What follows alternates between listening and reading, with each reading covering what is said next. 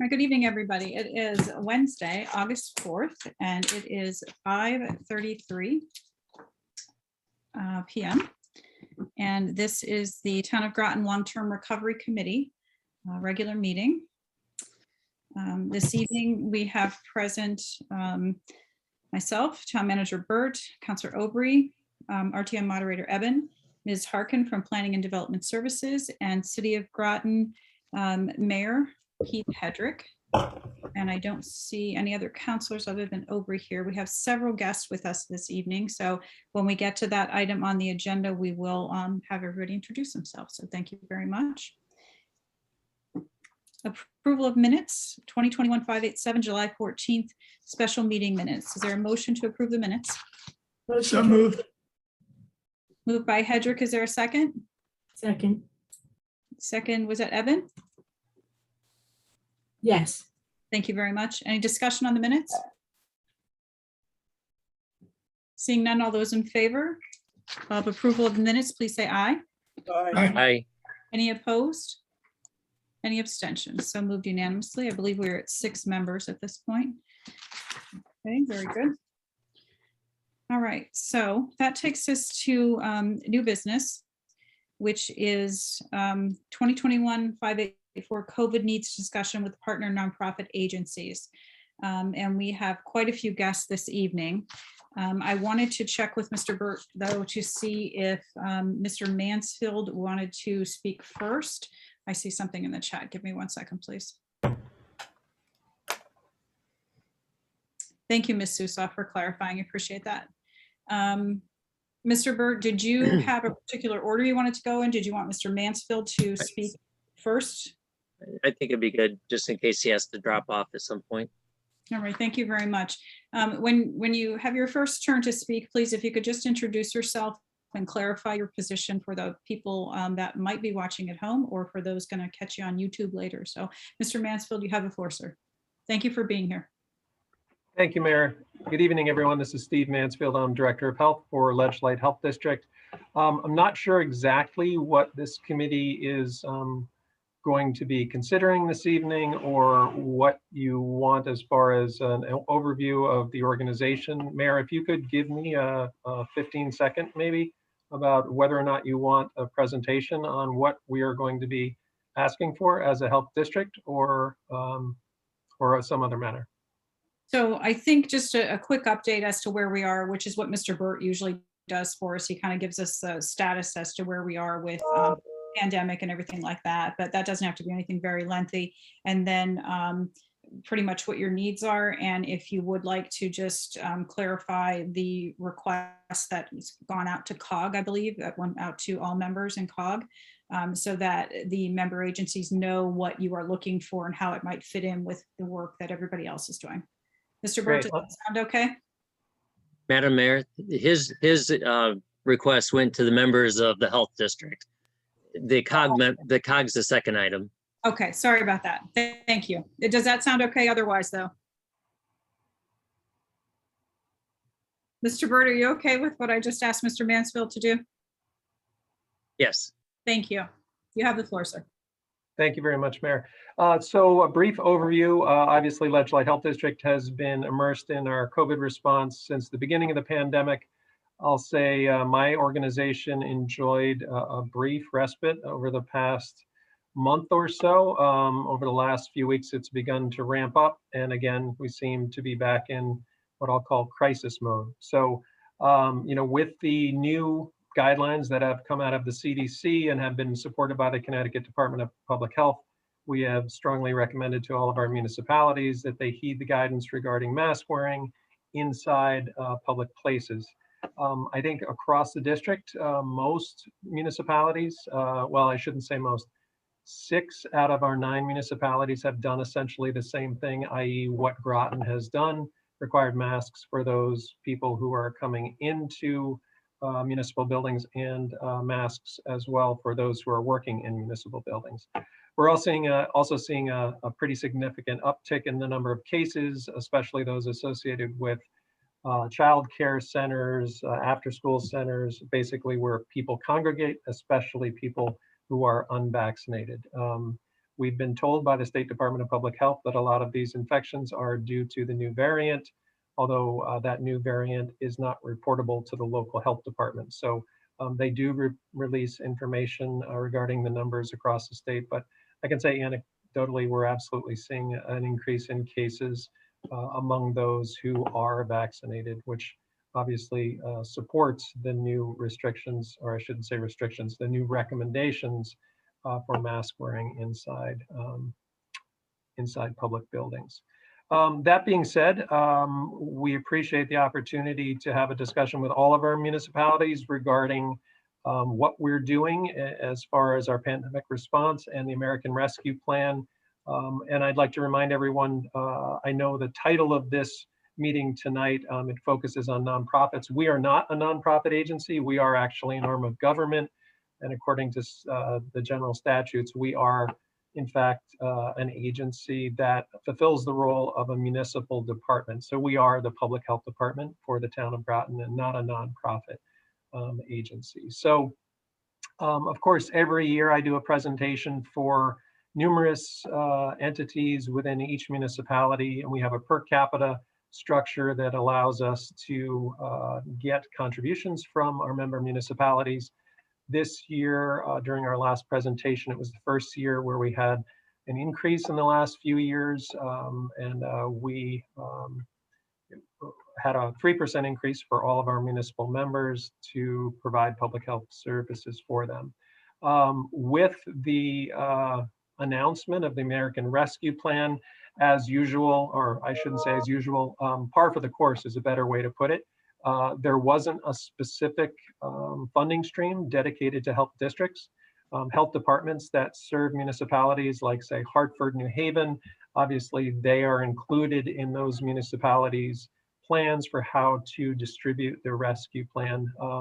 We've been told that if we were to expect a portion of these rescue plan funds, that we should reach out directly to our municipalities, which we've done. So we've put together a budget, what exactly fits into the requirements or allowable expenses per the American Rescue Plan guidelines. And then we've submitted a request for 1% of the total pie, if you will, for each of our member municipalities.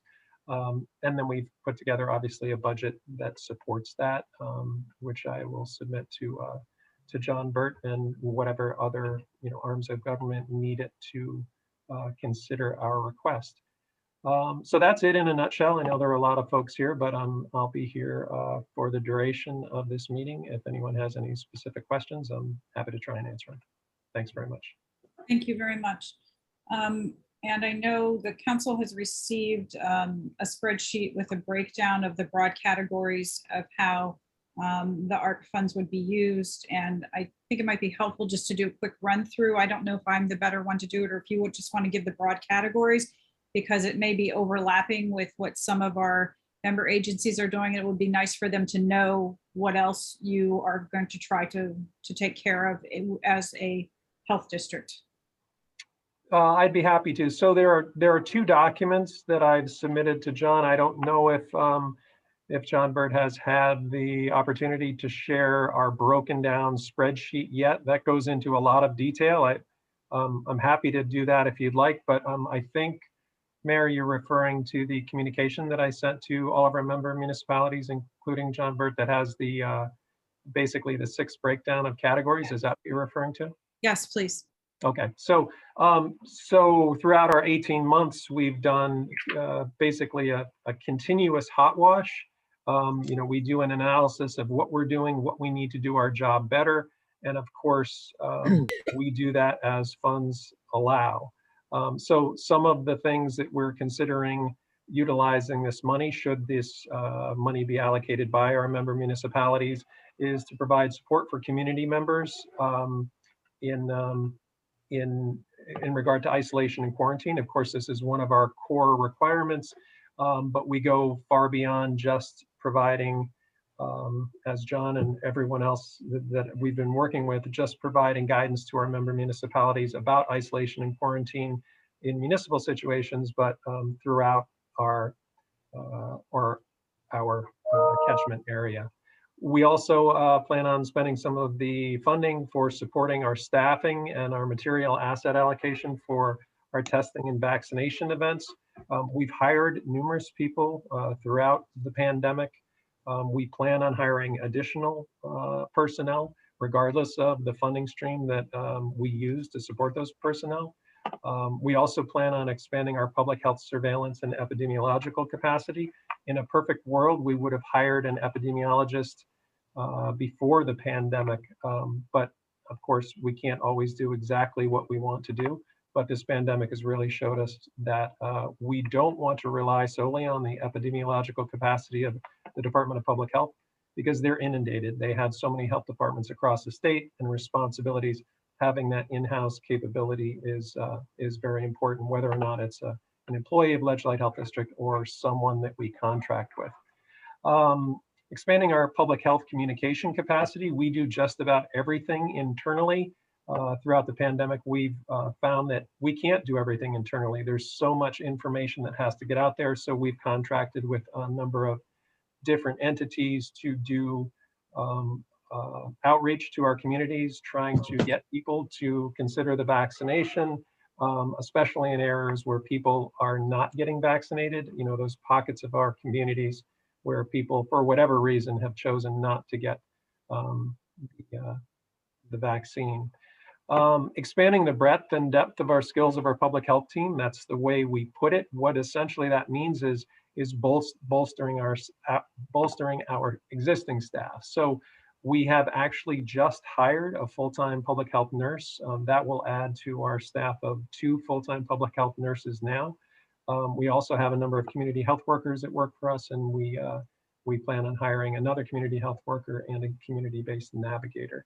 One other thing that came to light during our analysis is the fact that we're using I believe it's an 18-year-old Ford F-150 with a cap on it to transport all of our supplies for our mass vaccination clinics, which, as you can imagine, during the clinics we're vaccinating 600 plus people.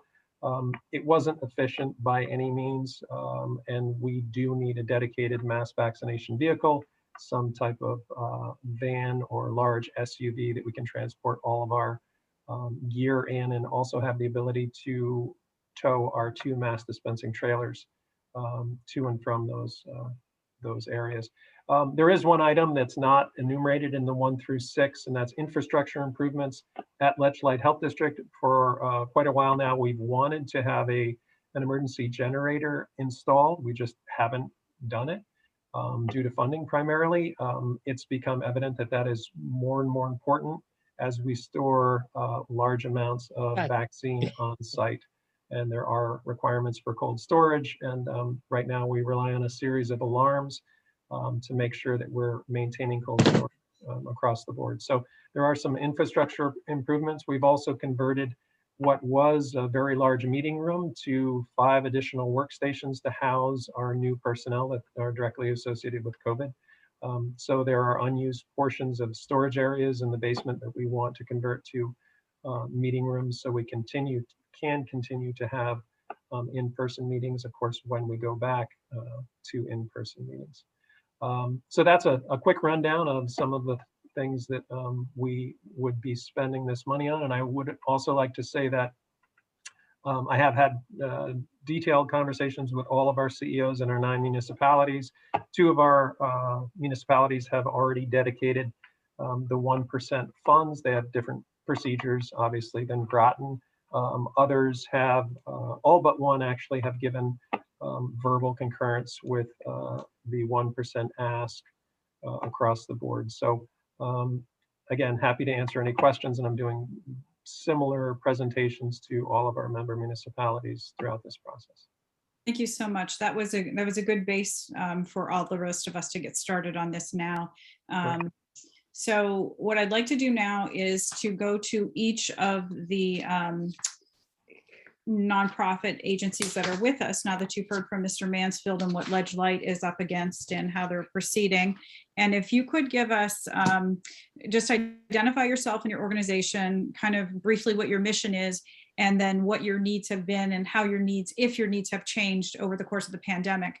We don't need a whole lot of detail tonight because in order to receive money from the town in the future, there's going to be an application that's going to have very specific questions in it that are going to need to be answered in order to qualify for the ARC funding, which Mr. Burt and his staff is putting together to make sure that we are meeting all the criteria for the state and the federal government. Mr. Burt, did you want to add anything?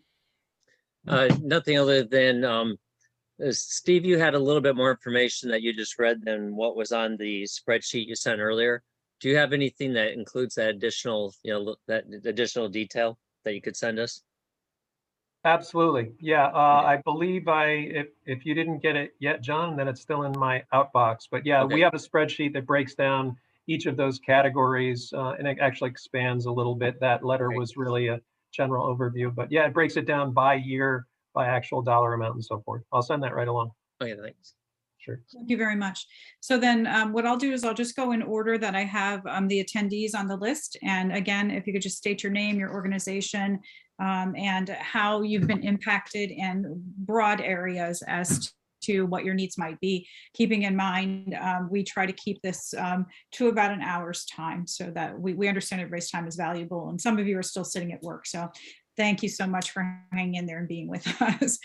So we'll start with Courtney Assad from Groton Community Mills, and I believe Mr. Schultz also is Groton Community Mills. So I'll leave it to you two to decide who would like to speak, or if you want to tag team. Hi, everyone. I'm Courtney Assad. I'm the chair of Groton Community Meals.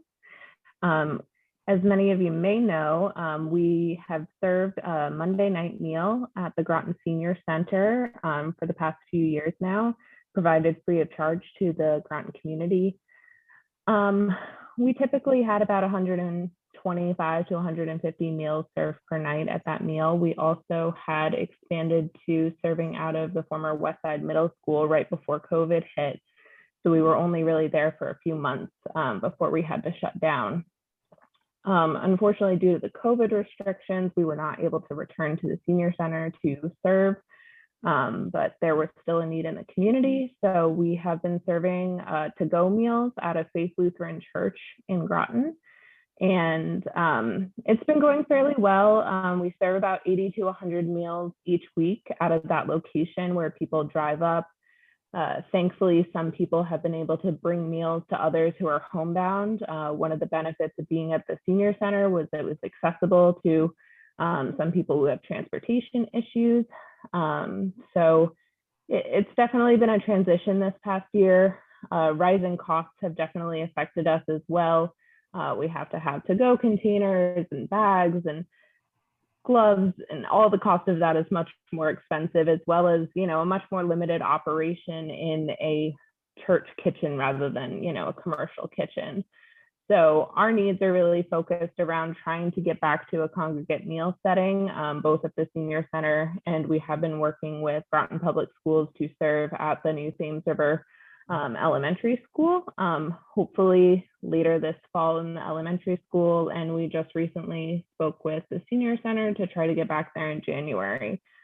Unfortunately, the senior center has had some financial issues due to the pandemic as well. So that's kind of made them hesitant to have us come back. So any help that can be provided so that we can continue to serve this need in the community, there's definitely still a need for food out there.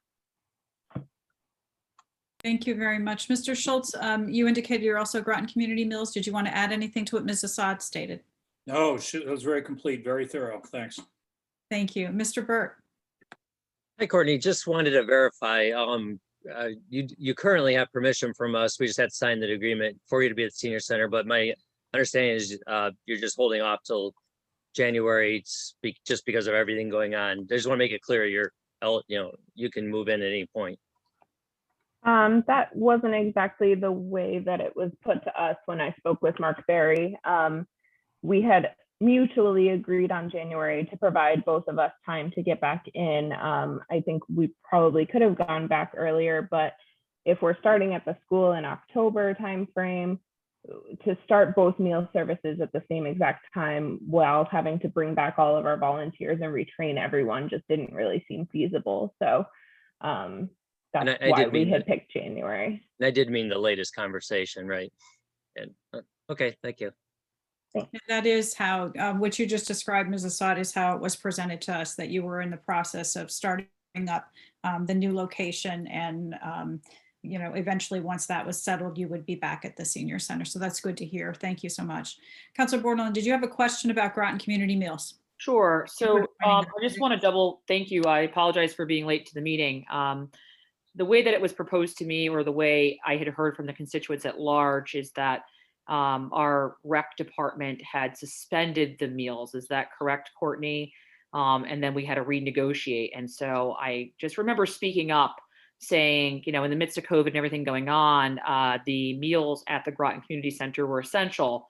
So I was a strong advocate to make sure that that would return. And I'm happy to see that it is. And is that agreement final yet? And it seems like it's kind of still bouncing, but I was really sad to see that that was being suspended by our town, considering we do not have any other soup kitchens or homeless shelters in our town. So I just want to see with Courtney, is there anything else that she needs that we should be advocating for on the Groton side? Yeah, essentially there were some concerns from the senior center and Parks and Rec about the financial impact of using the facility in a year where they've already sustained substantial losses from the pandemic for their fund for the meals that they provide there. We did have a meeting and we did discuss, you know, trying to come back. Yes, we did choose the January timeframe because unfortunately having this conversation now and trying to get a meal service started with bringing back all of our volunteers, it takes a lot more people than our current operation. There was some talk about, you know, how do we financially afford to have you guys back in, and, you know, so there was some back and forth conversation. I have not received a draft agreement from Mr. Barry yet, so it isn't set in stone yet, but he did say that he would be working on that draft agreement and send that to us. Perfect. Thank you for that information. And I definitely will be advocating for my own as a counselor, making sure that these meals return because it is essential to Groton. I'm sorry for the delay in that. Thank you. Thank you. And this is just to mention, I just saw the draft.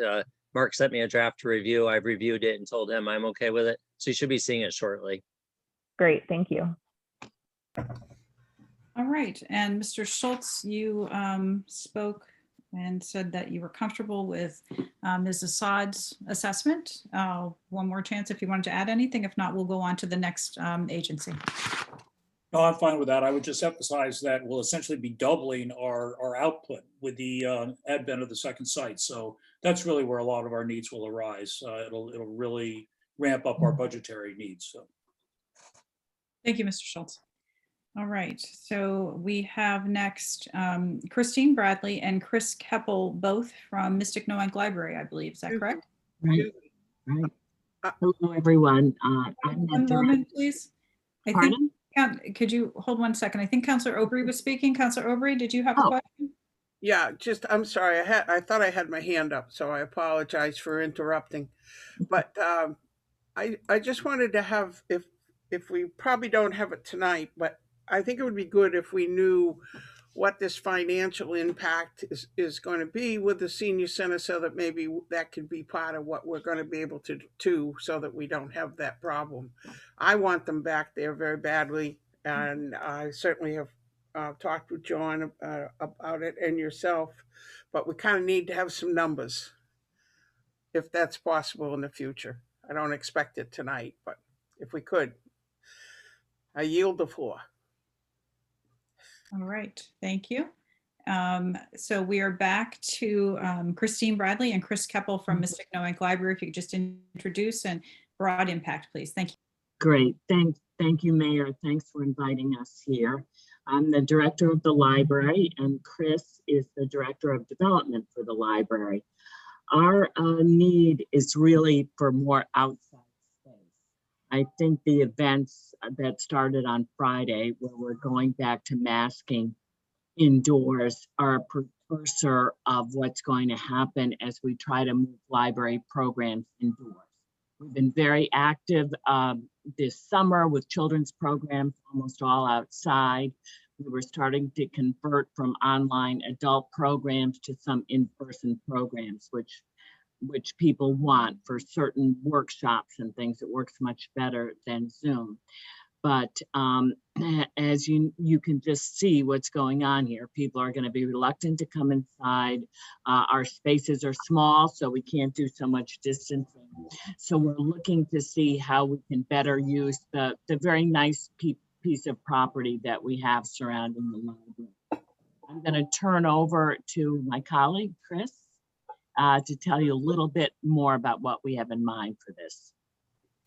Hi, good evening, everyone. Thanks, Chris Bradley. Thanks to everyone for being here, and humbled to hear about some of the services, especially from Ledgelight, and we appreciate their work so much. We have a unique opportunity at the library where we've been gifted a parcel of land and a building that is essentially on the library's grounds, and it's on the east-facing grounds of the library. Those are the river-facing grounds. It's quite a large tract of land and was significantly expanded by this parcel of land and the house that came with it. The house is not usable for the library, and COVID has really forced us to reconsider how we are delivering services and to reevaluate how valuable these outdoor spaces are to the library and to our patrons.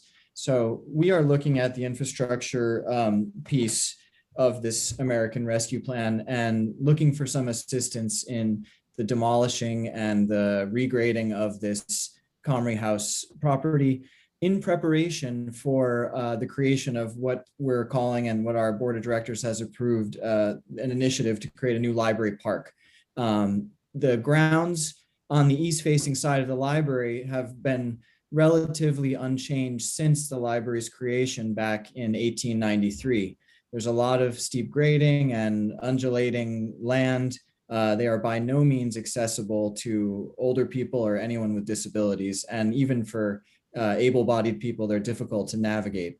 So we really see an opportunity to add a new space that will extend the library's ability to serve the patrons that we do serve and serve the communities of Groton and Stonington in new ways in this outdoor library park environment. And also fulfilling, what's one of our mandates, and I know the City of Groton's mandate, to create accessibility whenever possible in public spaces. So as our programs and our activities have moved outdoors in the past year, we've really discovered how unsuited our outdoor areas are to hosting all of the varied activities of the library that the community does rely on and has the opportunity to benefit from. So without going into further detail, that is our goal. I had some initial conversations with Paige Bronk at the Office of Community Development or Economic Development rather, and he indicated that a project like this, as long as it was a response to the pandemic, which we really believe that it authentically is, would be something that would be worth exploring. Thank you, Ms. Bradley and Mr. Kepple. Appreciate that. We'll go to Wendy Connal from the Bill Memorial Library. We'll keep on the library theme here. So Ms. Connal, you have the floor.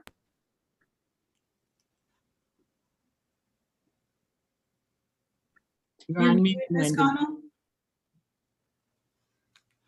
Whoops. There you go. All right, let's start again.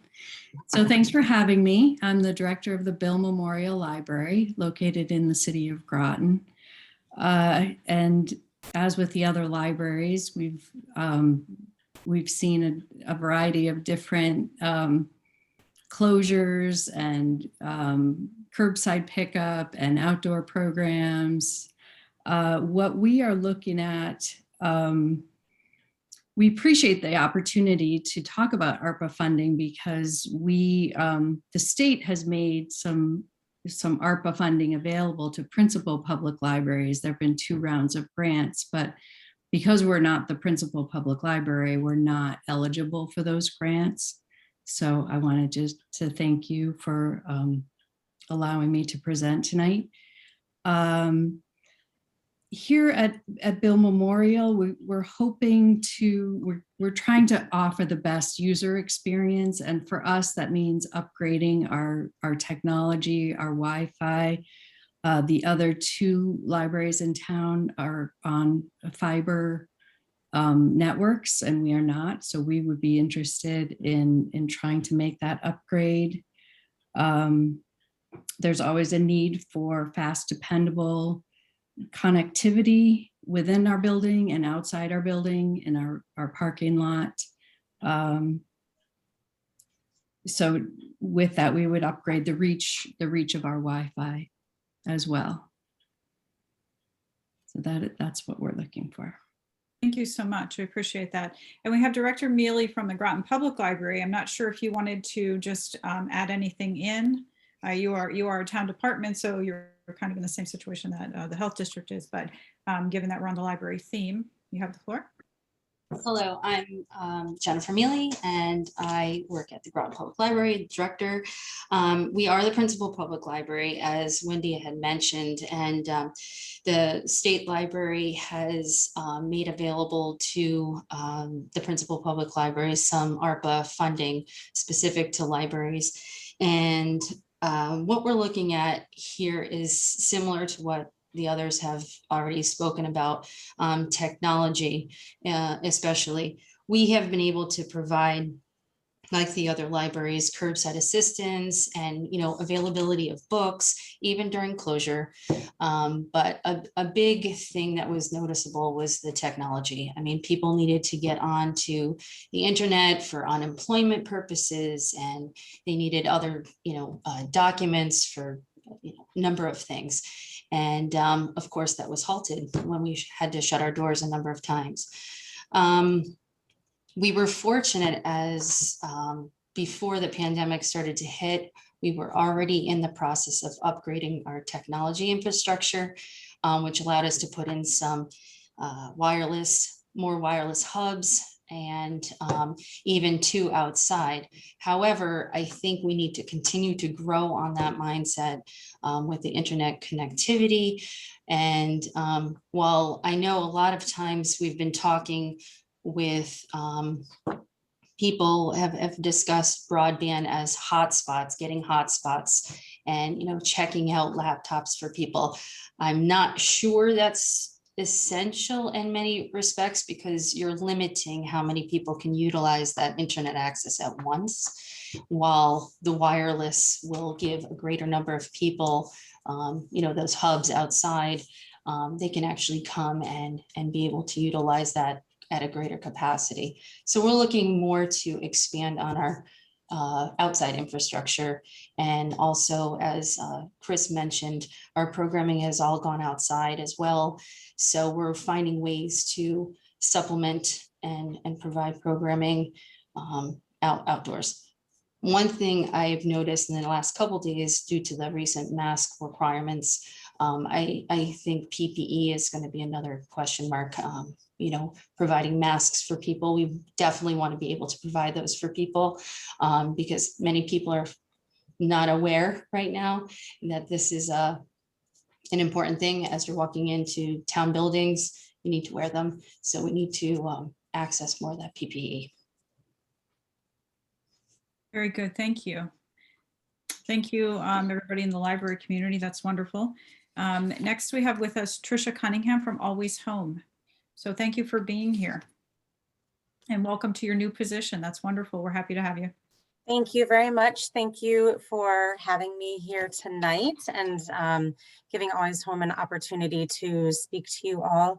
And I'm new to this particular part of the landscape, right? So I've had some extensive meetings and conversations with my team to talk about the needs that we've seen. And even though we've been working with the homeless prevention program, which is now morphed into Unite CT, and we have a team member that's working with Unite CT, we still see a lot of individuals, families coming through to us that are in need of that early eviction prevention program. So they're not quite to that point where they need to go through Unite CT. So we're still seeing a lot of that need for some smaller funding, smaller stopgap funding to help level the playing field. These are families that are working, they are low income, they're in low income positions, and they need that support. We're seeing, one of my concerns, I'm thinking that we're going to see a lot more need for our Wheels to Work program.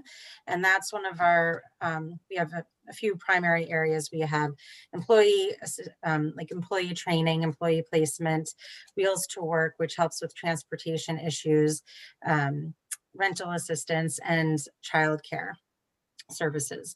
So with the Wheels to Work, as we know, there's a lot of challenges with getting used vehicles. So I have a feeling, and we've started to see even with what we've spent last year in transportation, that we're going to need to give a lot of supportive services in terms of helping people with their transportation issues. So those are the kinds of things that you're not going to see funding through Unite CT, but they're going to help keep our families in our local community stable and housed.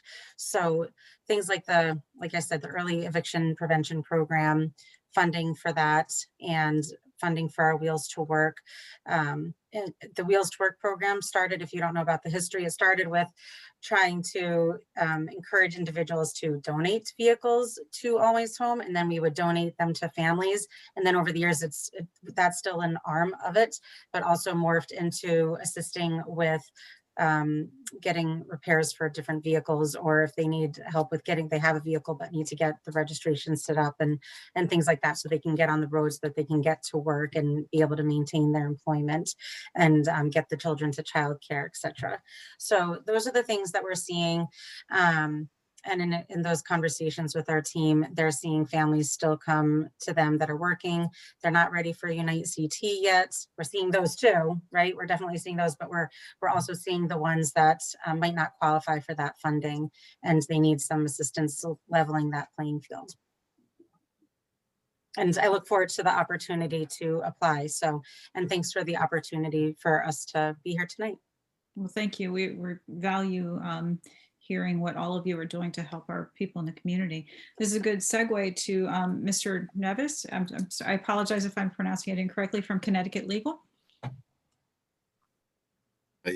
Yes, Sam Neves. It's actually Neves, but it's very difficult for people to say, so I just roll with it. Thank you, sir. It's I'm the managing attorney at the New London office of Connecticut Legal Services. I've been there for about a year in that position, that role, formally, but I've been with Connecticut Legal Services for 16 years, and I'm primarily a litigation attorney, and my background is in housing and family. Prior to that, corporate litigation and a public defender for a while. So I come to this committee. Thank you for the invitation. You know, it's so hard during COVID for us to see people and do our outreach the way we used to do it, by meeting people in the community. So this is a great opportunity for us to kind of introduce our office. We're located at 125 Eugene O'Neill Drive. That's in New London, about 3 blocks, so 4 blocks from the courthouse. It's essentially located. For people who don't know what we do, typically we help people in housing, family, Social Security, appeal work. We also do, we work with people in children at risk. It's a group that primarily focuses on educational issues, getting needs and meeting the needs of students in schools. The New London office covers all of New London County. And we have 5 attorneys, which includes me, and 2 support staff. You know, COVID is really made very unusual. I like going to court, and court is a very comfortable place for me. It's much more comfortable than sitting and doing hearings from my computer at home, to be honest with you. And I know that that's going to be even harder on the people who are not able to access the courts. It was always a problem before, and now technology is a big issue for even just calling in, you know, not having a face in front of judges. You know, it's set our clients back some. We see the need going forward in housing. Obviously, we think it's just going to get worse. The shortage of housing, we think it's going to be, landlords are going to be more reluctant to rent, as if they weren't already, to people who have been falling behind during COVID, because we haven't seen the true impact of this yet. the extensions, the CDC moratorium, the current Unite Connecticut plan, which stays evictions for some time until funding is available. Some landlords are just giving up. They don't want to even cooperate. So I would say the months ahead are going to be very difficult for people who are either trying to stay in their housing and trying to relocate. I'm not as familiar as a housing attorney in New London with the housing problems, availability of housing. And, I could put her in a future meeting. I could talk to her, see if she'd attend and present to this group in the future. But I can tell you from the Willimantic office, where I was a housing attorney for 12 years and covered all of Windham and Tolland County, it's getting harder and harder. And then this the COVID hits. We also seen a rise in our children at risk. The work that those attorneys are doing. With COVID, comes remote learning, which is impacting some students more than others. The technology is a problem. Students who need to be in school. It's not normal, and we're feeling a bit stretched. We've had a lot of people retired in the past few years, and we haven't gotten up to capacity yet. So we're trying to evaluate our needs going forward, staffing needs. So in addition, we've seen a lot more DV in the last year. And this coincides with the fact that we're not able to go in court, and courts are putting off cases longer. So there are people we feel that are not getting the access they need to the courthouse, who are in dangerous and very unsafe circumstances and relationships. So our DV practice and families, it's always busy, and it continues to stay very busy. So going forward, I can just tell you, staffing is going to become a big concern to meet the need that we see coming very soon. So, but again, thank you for this invitation, and I'm enjoying listening to everybody and getting to know the community a little bit better in Groton. Thanks. Thank you, Mr. Neves. I appreciate that. We'll go to Safe Futures next, since you spoke of a particular need. Margaret Soussloff is here. Good evening. Yes, good evening, everyone. Yes, I'm Margaret Soussloff, and I'm the Senior Director of Grants and Compliance at Safe Futures. And unfortunately, our Chief Executive Director, Catherine Verano, was unable to make tonight's meeting, but we appreciated being invited. Sort of to touch upon what I'm going to pronounce his name wrong too, Mr. Neves said, and with my last name, you'd think I'd be better about that.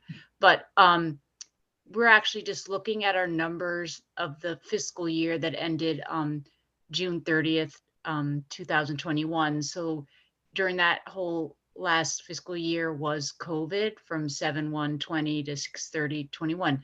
We've actually seen a 39% increase of who we've served. So the previous year we served about 7,000 people altogether. We do serve New London County, Southeastern Connecticut, all 21 towns. And this past year we served over 9,000 people. So, there has been reports, in the state, throughout the country, that with COVID, there has been an increase of domestic violence, and those numbers show that is true. Because we'd seen about 7,000 people for the past, few years. So with that increase, and also with COVID, we have remained open throughout the pandemic. We've put a lot of precautions in place. We've had people at all our housing sites, staff, and also residents. Our counseling offices have been open for walk-ins, although mostly we had been providing counseling over the phone. The court, we have court support staff in the New London and Norwich court. And at one time with COVID, the Norwich court was closed and things were transferred all into New London court. But again, certain things weren't able to be done, as Connecticut Legal Services was saying. So we've just been providing the services that people have need. People in domestic violence, it's always have had many challenges, but with COVID, there are even more challenges. And, you know, we do have an emergency domestic violence shelter in a confidential space in New London County. But with COVID, we've been at overcapacity in the shelter for the past 11 years. But with COVID, we've had to really keep it at capacity. We used to have single people share a bedroom. We haven't been able to do that during COVID. So we always hotel people when the shelter was full, or for safety reasons, it wasn't a good idea to have people at the shelter. So we've always hoteled people in the area in safe and confidential hotels. During COVID, before COVID, we might have spent, you know, maybe $7,000 a year on hotel. With COVID, it is, I meant to check that figure, and I'm gonna be wrong about that, but it's actually, I think last I looked, it was over $200,000 in hotel cost. And part of that is not just keeping the hotel at capacity. We're a member agency of Connecticut Coalition Against Domestic Violence. There's 18 sister agencies throughout the state. So if one shelter was full, we could transfer someone to another part of the state. But throughout COVID, so that's since March 2020, we've not been able to do that. And that's partly why our hotel costs are high.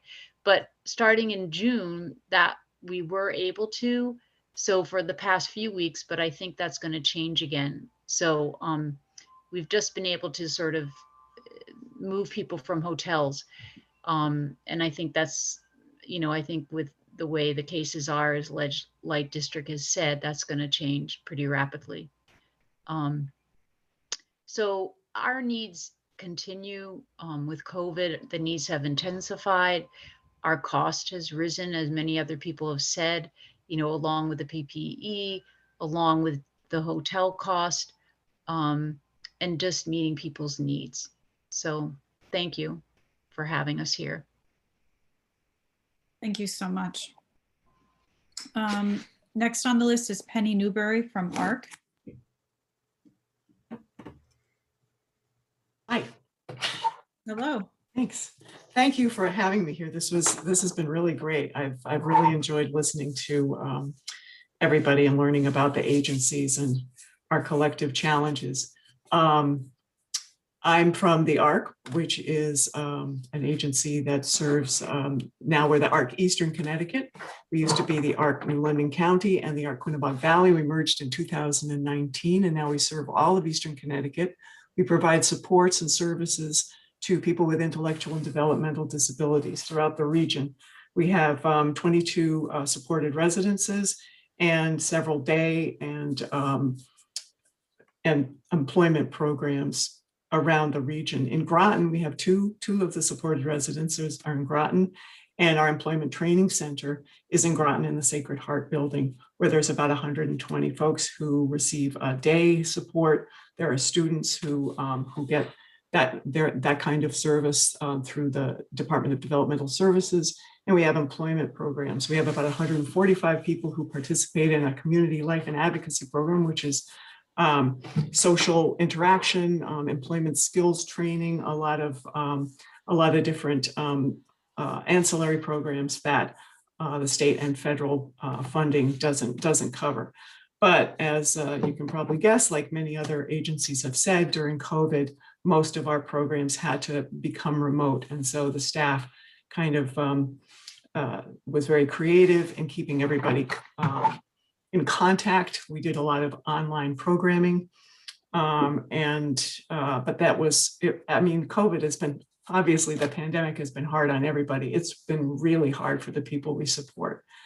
Many of our folks are medically fragile, although they want to, and being away from programming, away from daily activities has taken a toll on them and their families. We also have an in-home supports program with about 90 folks who we did do in-person and have continued to do in-person supports during the pandemic with them and their families, and have provided some support and some guidance regarding how to get certain types of benefits during the pandemic for those families. Most of them are low income, who can't afford much of anything, and some are at risk of eviction, and so we've tried to connect them to different services. We were very cautious in terms of other agencies like us who serve people with disabilities.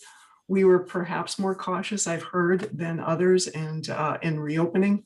And finally, our day programs and employment programs came back online in March, and now to the great delight of the people we support, because they wanted to get back to work and wanted to get back to their programming, see their friends, and now we are kind of trying to put the brakes on that, and that's really it's tough on everybody. During the pandemic, we had some outbreaks in some of the houses, but they were contained. And I think that we did pretty well. Of the 22 residences, I think that 2 had COVID because we had such strict rules.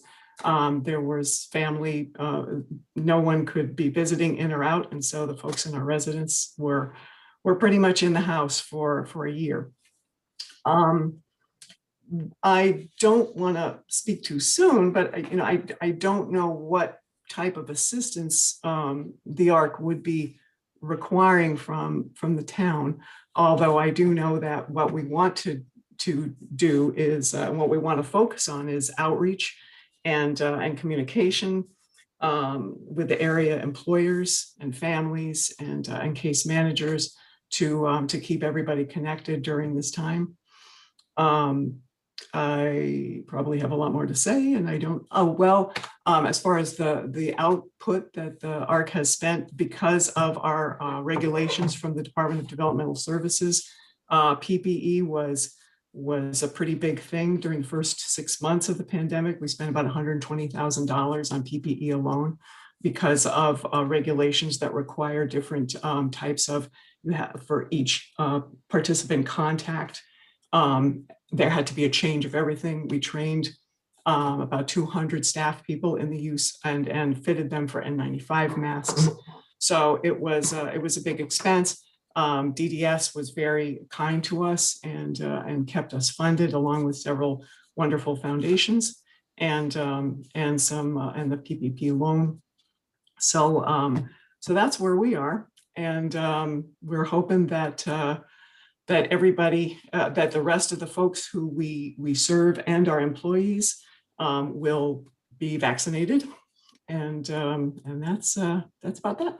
Thank you very much. Thank you so much. Mr. Burt, would you just like to briefly tell people what their next steps will be? Maybe just staying tuned for communication from the town. I'll turn it to you, sir. Yeah, that's exactly it. And as we get into the process and form the application and all that, we'll certainly be reaching out to each and every one of you. Thank you. Councilor Bordelon, did you have a question before we move to the next item on the agenda? Sure. I just appreciate everybody coming out from outside resources. I am going to be reaching out to the town manager. I think there's some representation that might be underrepresented tonight. I was hoping to see more from addictive services. From my experience and what I'm seeing is there is a spike in alcohol use as well as drug addiction, which then creates homelessness and court issues and other problems. And I just think that should be an important piece to this whole big picture here. There's some other agencies that, I feel are just as vital. I think everyone here spoke very eloquently and is an important part of that. But I do think that there's some more that should be part of the record, and we really should do our full investigation on our outside resources in the midst of COVID. Just seeing from the homelessness to the child abuse, I'd like to see something from maybe the Department of Children and Families, drug addiction services, making sure all the needs of the outside resources are met. I do appreciate the comments from Sam, who spoke with the legal services. I think that was really wonderful. I did hear from folks that were struggling with that. as well as the ARC services, people with who identify as having a disability. Right now, families are in need. Shutting down services, they're not getting any relief, and there's no care, and it's hard to be virtual for someone who just needs a break. So I think there's a larger thing here, and I really think there's a few agencies that we are missing, and I'd like to have them maybe added on to the next agenda. Well, the manager did send a solicitation out to all the counselors and members of the committee to suggest groups that you would like to speak with us this evening, and these are the people that responded. So everyone that we invited, with the exception of Superintendent Austin, who was at another meeting, responded. Regarding state agencies, they would not be funded through our money.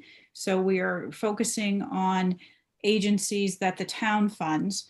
And that is where our money will be spent. And that is what we have to figure out, where the most pressing needs are and how we can help the most people with the amount of funds that we have. So thank you very much. I had one more comment with the state funds. It's Department of Children and Families. They have segue services outside of the state funding that are nonprofits. So I'd like to see more that's helping child abuse and neglect, as well as drug abuse, alcohol abuse as well.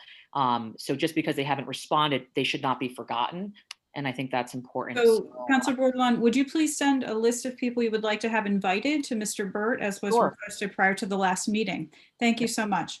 All right, thank you very much, everybody. Thank you for cutting me off, Mayor. We appreciate your time and your energy in coming out and spending an hour with us this evening to share what your needs are. And please watch for communication from town staff so that when the process is in place, we can have everybody get their applications in and we can act on them promptly. So thank you so much, and have a good evening, everybody.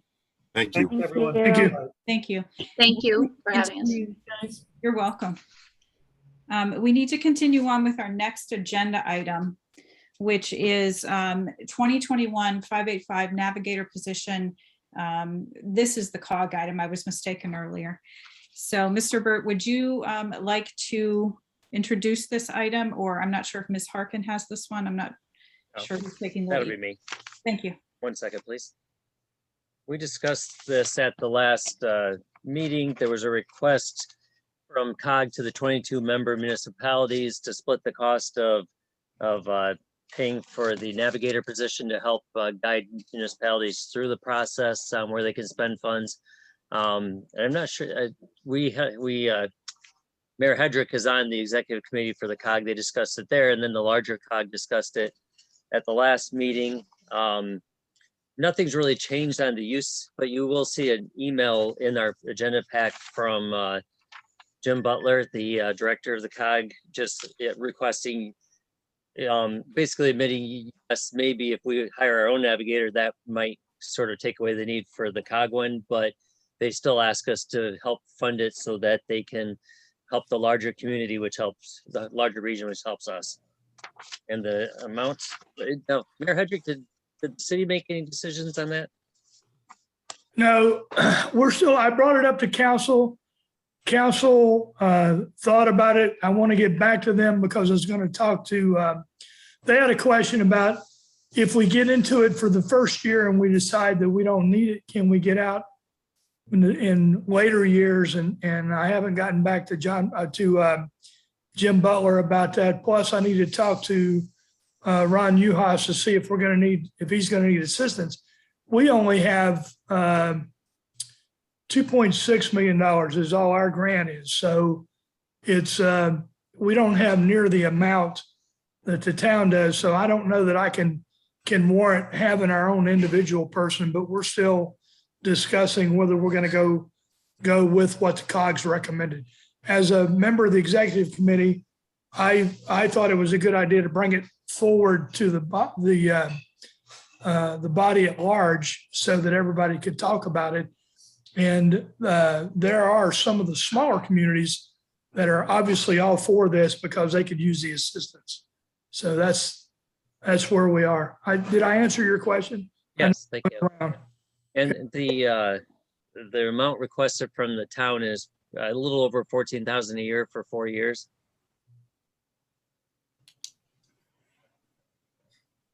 So between 56 and 57,000, that range over the 4 years.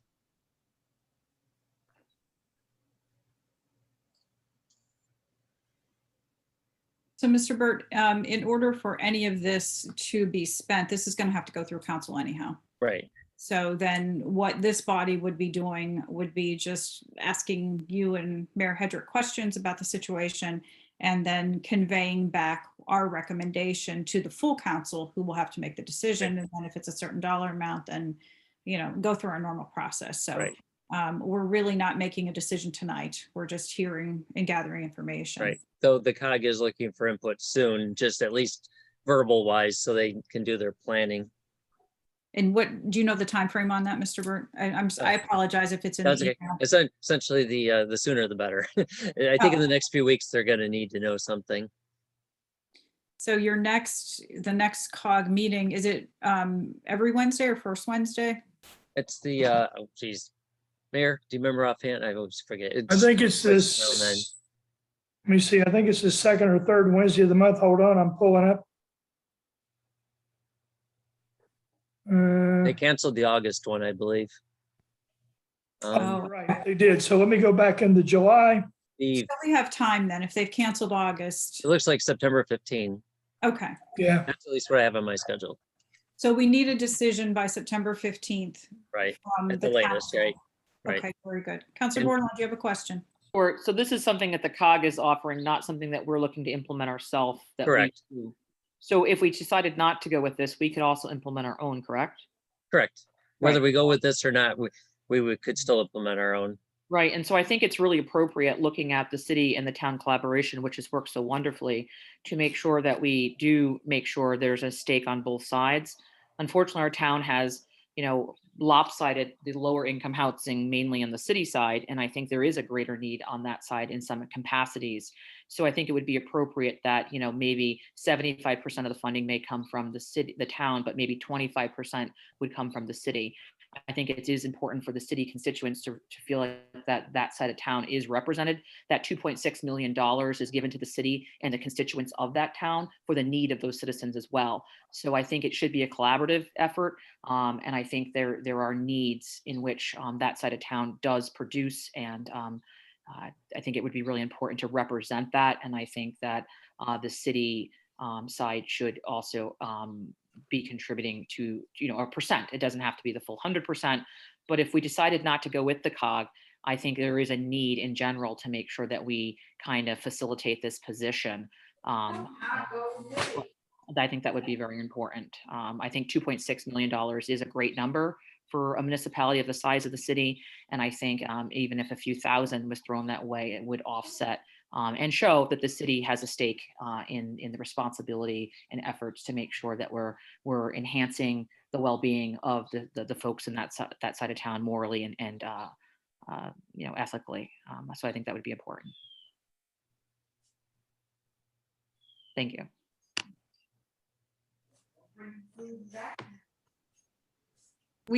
There's someone as an attendee named Beverly. Could you just identify, please? Beverly Washington from the RTN. That's who I thought it was. Hello, thank you for joining us. Mr. Burt must have recognized your number and moved you over. Thank you for joining us. We are on the new business 4.2 navigator position from COG. And one of the difficulties at this point in terms of our need is we don't know exactly what our need is yet for the position. So it might end up coming down to, do we want to help the larger community or not, and then do our own thing regardless. I think that's a great point. That's what I was thinking as well. From the last meeting that we had, that was one of the questions that was asked, was how much time would they be able to devote to Groton at COG? If COG hires a navigator, how much time are they going to be able to give us? Are they going to really be able to take some of the load off of what finance is going to have to go through, or what planning is going to have to go through in order to correctly track all the funding and the distribution of everything? So it might just be our contribution, and that's what the council is going to have to decide, if we want to, you know, be a part of helping the rest of Southeastern Connecticut, or if we'd rather just stick with our own. So I'm not sure if this council, if this committee wants to make any sort of recommendation. And my feeling is we probably are going to want our own. It's not going to do much for us through the COG one. I mean, with 22 member municipalities, and we're the second largest. I do like the idea of partnering with the city of Groton that Councilor Bordelon brought up if it works out. But if they partner with the COG, it may be enough for their needs anyways for the city. Do we want to maybe invite Jim Butler to a council meeting to, just present the case right there? I think that would be good. I think that would be helpful. Councilor Aubrey, did you want to jump in on anything? And then we can go to moderator Evan. Thank you. Just fine. Okay. Moderator Evan, did you want to add anything about this particular topic? No, maybe I was touching my hair, sorry. No, I'm just checking, just to see. So I'm, sorry. That's No, okay. I mean, I just remember the conversation from our last meeting, and, I know the town was reticent, Paige and Mr. Burt were not fully on board with this, and, I would leave it to their judgment to some extent as to, and the town councils obviously, as to, whether this is a good investment for the town. Personally, I guess I'm more reticent about hiring or investing in a new person, even if we're just getting us, in fact, especially since we're getting a small slice. Sorry. And their person would be contractual, as would I would imagine ours would be too. The one thing I do with the COG, one thing to keep in mind is if we don't join in, some of the other municipalities are already in the process of approving the funds. So they might have to go back through their process and try to come up with more funds. So are we okay with putting this on a future COW agenda for discussion? And I'll invite Jim. I think that would be good. We just went through and plotted out everything. So I'm not sure which one we can fit it in, especially if they have to know by the 15th.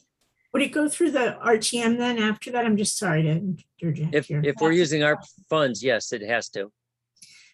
Yeah, I mean, to my mind, a navigator, I wish Marge Fundulis were here, because it seems like, having a navigator for the people, the residents of Groton, to navigate some of the benefits, and Unite CT especially, we've talked in this group a lot about how difficult that is. So, I guess I see less of a need for a navigator for the town and more of a navigator for people who may be able to access services. But again, that's me, as long as it'll come to the RTM as something that we can consider as well. Well, I could say if we don't have a navigator, and probably in finance, I'm not sure we're gonna be able to do what we want to do with the money, honestly, because we're gonna have to pay back anything that's not done correctly. When you're talking millions, we're gonna have to have somebody. And hopefully you got the emails that there are now somebody coming over weekly over to help people in our community at the Department of Human Services, as well as library staff and human services staff are being trained to help people too. So that's definitely a big need, but we are going to need something for financial help for these grant dollars. Okay, great. So,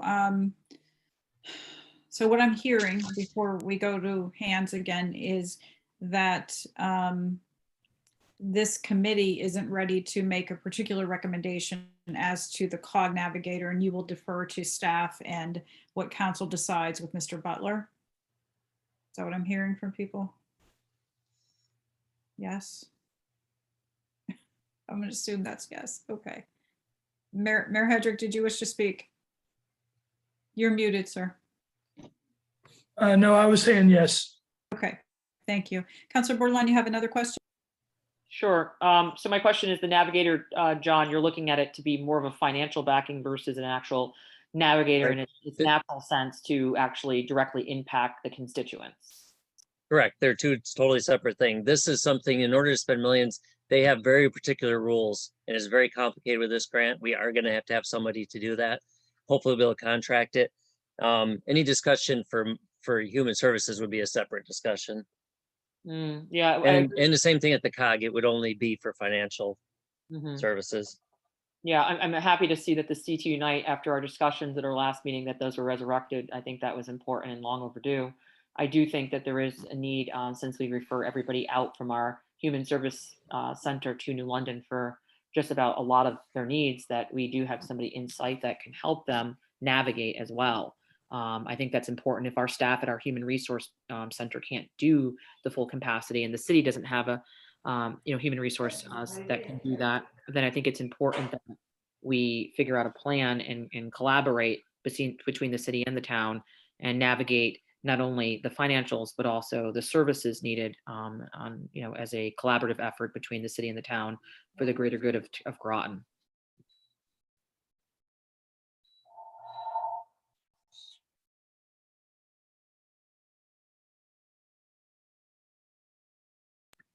Okay, so we will take this, we'll fit it into Cal for discussion. Hopefully Mr. Butler can make it to a meeting. If not, perhaps we could get questions in advance and have him respond, and then Mr. Burt could present them at our meeting if we need to move this along in a timely manner.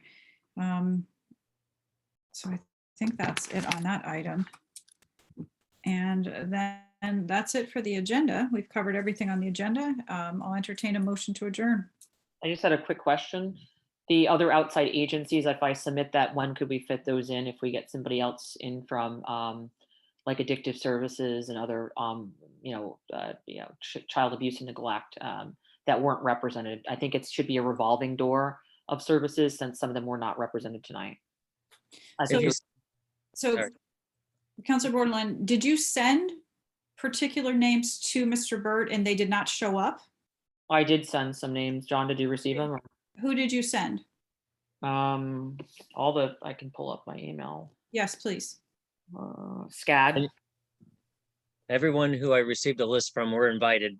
There were some people we did not hear from. Okay, yeah, like SCAD, and those are some of the ones that are coming off the top of my head.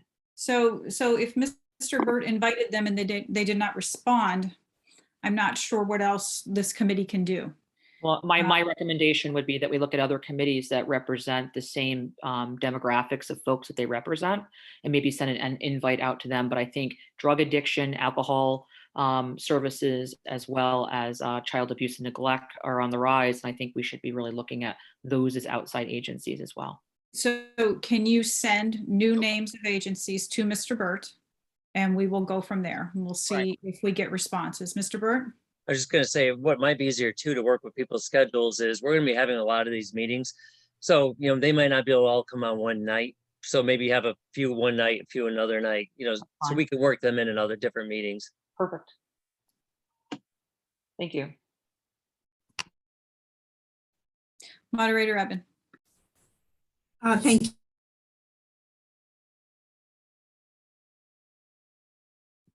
You're muted, Moderator Eben. I just wanted to. All right. Okay, I just, since we're wrapping up, thank you, Mayor Granatosky. I wanted to just reiterate my thoughts from the previous two meetings, which was that, I do think at some point it would be nice to just see some of the deferred CIP projects that might fit into this type of structure. I would also like to see any of the kind of MS4 type of projects that we may be required to have in the future with new Clean Water Act implementation on that. And so I would like to have that considered at some point. And I know I have asked for it, but I do want to have it as part of this process, since I think it's better to, have it. And I'm not directly involved in the COW when you guys meet. I know that there was a discussion of having some of the maybe small business needs kind of taken up under Economic Development Commission. And I just hope that maybe that can circle back to this group too, so we can learn what they're saying, so that they're not just separate tracks spinning, not coordinated by one kind of body. That would be great. And then, sorry, one more thing. A survey. I know that there was a talk, Bronx said, of having a survey, and I think I had mentioned, something about it, and they said, oh, it would kind of come back to us so that we might be able to look at some of the questions that are being put together.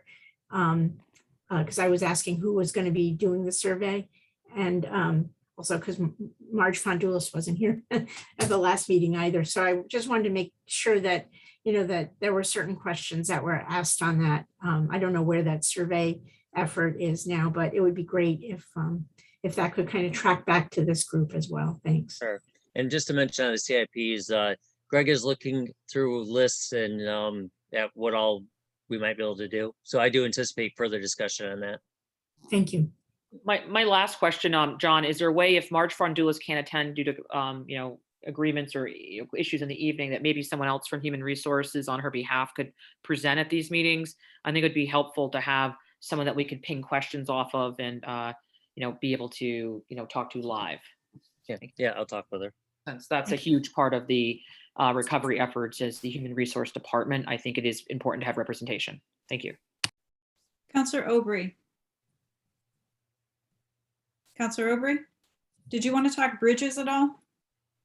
Well, if I understood correctly last night, I'm premature in what I was asking for, that we have 2 allocations of money. Is that how I'm to understand it? And this one is more for nonprofits and libraries and so forth. And then there would be another time that we would get into infrastructure. I went to you because of the question that moderator Evan had raised regarding CIP. So I wanted to remind you to raise your issue, but Mr. Burt is going to respond. No, it's all the eligibility is for the same. There's 2 pieces to the money, 50% this year, 50% next year. They're all the same uses. We talked about having buckets, main buckets or categories of items. One of those will be infrastructure. So we will have a discussion on the things you're requesting, Councilor Aubry. So that will be coming up as we get a little further in the process. That's great. That's what I want. Thank you very much. Oh, If I could, yes, Ms. Harkin. just to clarify though, I don't believe if you're actually talking about bridges, if bridges do not qualify, it's for water, broadband, or sewer infrastructure. and part of what she was asking about last night was sewer and water. All right. Yes, I was. So those we can't put a bucket out there for sewer and water. Is that what I'm hearing? No, sewer and water is eligible. It's the bridges. And the a bridges that aren't. replacement of a non. Sorry, go ahead. Okay, even a I'm not talking about bridge repair. I'm talking about, a non-existing bridge being replaced. I do not believe it's eligible through these funds. However, if the federal government ever comes up with the infrastructure bill, there might be some other opportunities. Okay. Thank you. Okay, thank you. Councilor Borderline, you have another question? Sure. John, I just want to check, like with open the park, Pequannock Plains, the high use of of folks who use that during COVID because gyms were closed, and making sure that is maintained. Is that, I think, exercise and outdoor recreation is a huge part to COVID.